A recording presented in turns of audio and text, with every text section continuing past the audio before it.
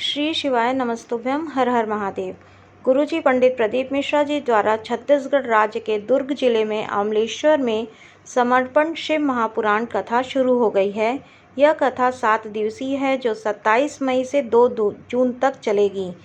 कथा के दूसरे दिन गुरुजी ने कुछ उपयोगी जानकारी और विषम परिस्थिति से बाहर आने वाला नया उपाय, संकट मुक्ति उपाय बताया है। कथा की पहली जानकारी में गुरुजी ने कहा कि अगर हम भोलेनाथ का संपूर्ण दर्शन करें तो हमें देखने को मिलेगा कि शिव महापुराण की कथा कहती है कि भोलेनाथ का जो शीश है वह पर्वत है और उनके नयन पूरे ब्रह्मांड को प्रकाशित करने वाली ज्योति हैं और भगवान का हृदय संपूर्ण ब्रह्मांड भोलेनाथ अपने हृदय में विराजमान किए हुए हैं। वह भोलेनाथ का जो उदर है उनका दर्शन करने से हमें यह ज्ञात होता है कि जगत का भरण पोषण महादेव के द्वारा ही किया जाता है। कथा की अगली जानकारी में गुरुजी ने कहा कि अगर आपकी विषम परिस्थिति में हैं और आपको 3 जगह पर जाना चाहिए। पहले माता अशोक सुंदरी के स्थान पर स्पर्श करना चाहिए, दूसरा बेलपत्र की वृक्ष की मिट्टी का स्पर्श करना चाहिए और तीसरा है कि घर की नानी माँ, दादी, स्त्रियों के पास बैठ के आपको विषम परिस्थितियों के सामने को उनसे बोलना है, प्रकट करना है, जिससे आपकी विषम परिस्थिति अपने आप निश्चित दूर हो जाती है। इसी बात को लेकर गुरुजी ने एक सरल और आसान उपाय करने को कहा है। उन्होंने कहा कि आपको इस उपाय में माता अशोक सुंदरी के स्थान पर स्पर्श करते हुए अपनी मन की बात को बोल देना है।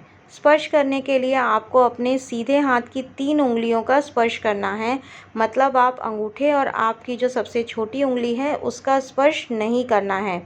बाकी की 3 उंगलियों का स्पर्श आपको शिवलिंग में जो माता अशोक सुंदरी का स्थान होता है वहाँ पर करना है। स्पर्श करते समय आपको श्री शिवाय नमस्तुभ्यम या फिर नमः शिवाय मंत्र को बोलते हुए स्पर्श करना है और अपने मन की बात भोलेनाथ से बोल देना है।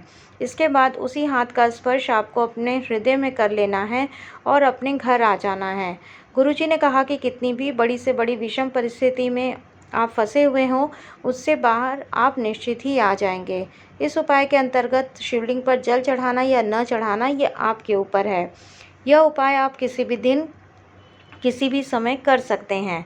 गुरुजी ने अपनी पिछली कथाओं में जीवन से कष्ट को दूर करने के लिए भोलेनाथ से कामना करने वाला एक विशेष उपाय बताया था।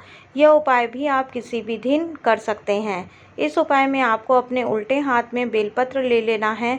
इसके बाद इस बेलपत्र को अपने हाथ को नंदी के पीठ पर रखना है और भोलेनाथ के दर्शन करते हुए नंदी के कान में आपको अपनी मनोकामना बोल देना है।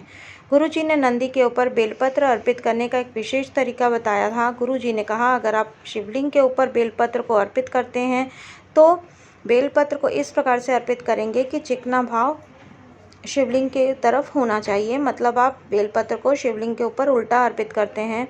परंतु यदि आप बेलपत्र को नंदी भगवान के ऊपर अर्पित कर रहे होते हैं, या तो आप उनके सर पर कर रहे हैं या मस्तक में या दोनों सींग के बीच में अर्पित कर रहे हैं, तो आपको इस प्रकार से अर्पित करना चाहिए कि चिकना भाग ऊपर की तरफ होना चाहिए और बेलपत्र की डंडी शिवलिंग की तरफ होनी चाहिए।